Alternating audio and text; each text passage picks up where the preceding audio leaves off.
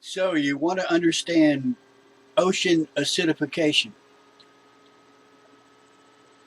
First of all, know that soap, ammonia, oven cleaner is caustic. Its pH is above 7. Lemon juice, orange juice, vinegar is acidic. Its pH is less than 7. The natural state of the ocean in general is slightly caustic. I haven't looked it up, but I would guess off the top of my head that it's somewhere in the neighborhood of 8, as opposed to pure water, which would be 7. Less than 7 is acidic. They're warning you of ocean acidification. Well, the ocean is already caustic. It's above 7. Without looking it up, I would assume it's in the neighborhood of 8. So when they say ocean acidification, that's confusing, a misnomer, bogus. What they're really talking about is if man emits a whole lot of CO2 into the atmosphere and a significant amount is dissolved into the oceans may become, in some places, less caustic. They won't become acidic at all. And they warn you that acidic oceans would dissolve the shells of little marine creatures like snails. And on a site sponsored by NOAA, the Weather Service, on YouTube, I saw a video wherein a little snail was placed in a container of acidic water, and a time-lapse photograph was taken day by day by day, which showed the little snail disintegrate and disappear. I suppose if you put a snail in battery acid, it would eat the snail alive. The oceans are not going to do that. This is a site sponsored by your taxpayer money. NOAA, which is under the Commerce Department, which is under Penny Pritzker, a political appointee of Obama, Barack Obama, the Marxist dumbtard from hell, who hates life, who hates the United States, who is a sociopath, wishing to inflict torment on the innocent. That's my interpretation of the global warming hoax. Sociopathic behavior of dysfunctional human beings who love to inflict discomfort on others because they are sick puppies.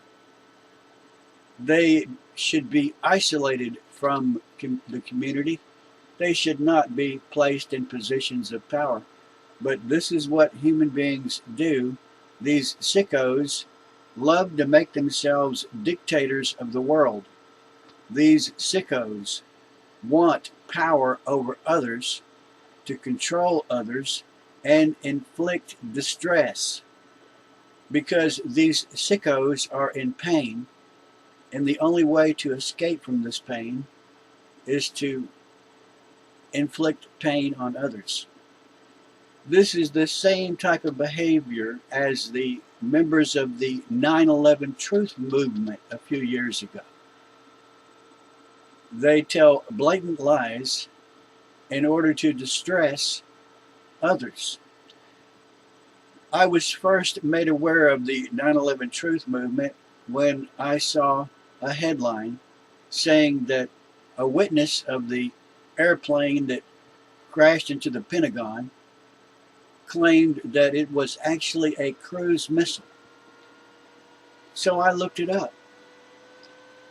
And I found that a witness who was in stalled traffic in front of the Pentagon watched an American Airlines plane bank sharply, do a circle in the sky, descend as though it was targeting the Pentagon, and he actually said it hit the Pentagon like a cruise missile. But the 9/11 dumptards, the sociopaths, were claiming that he said it was a cruise missile.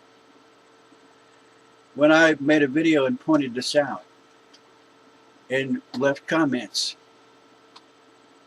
on YouTube pointing out that Mike Walter, who was at that time a correspondent for USA Today, said that the American Airlines plane hit the Pentagon like a cruise missile. The 9/11 liars, the sociopaths, said he couldn't possibly have seen the plane. Well, he did see the plane. He could read the logo on the side of the plane. I could see that these commenters, these people propagating the 9/11 truth movement, were bald-faced liars. Yet I was distressed that these lies might be believed by the public in general and be alarmed and would actually suspect, as they did, some of them, that Dick Cheney and George Bush perpetrated a hoax on the American people as an excuse to go to war. They actually killed thousands in the trade towers by causing them to collapse using explosives to make the buildings fall down. And they put these explosives in 3 buildings in New York. A convoluted, unbelievable collection of lies, which I believe were created in the minds of sociopathic, sadistic liars, hate mongers, fear mongers. The climate scare is propagated the same way. It's a kind of a dysfunctional thing that human beings get involved in that results in hours and days and many dollars wasted trying to combat this illness. It's an illness. Those who believe in anthropogenic, catastrophic climate change are sadistic, sociopathic, and stupid.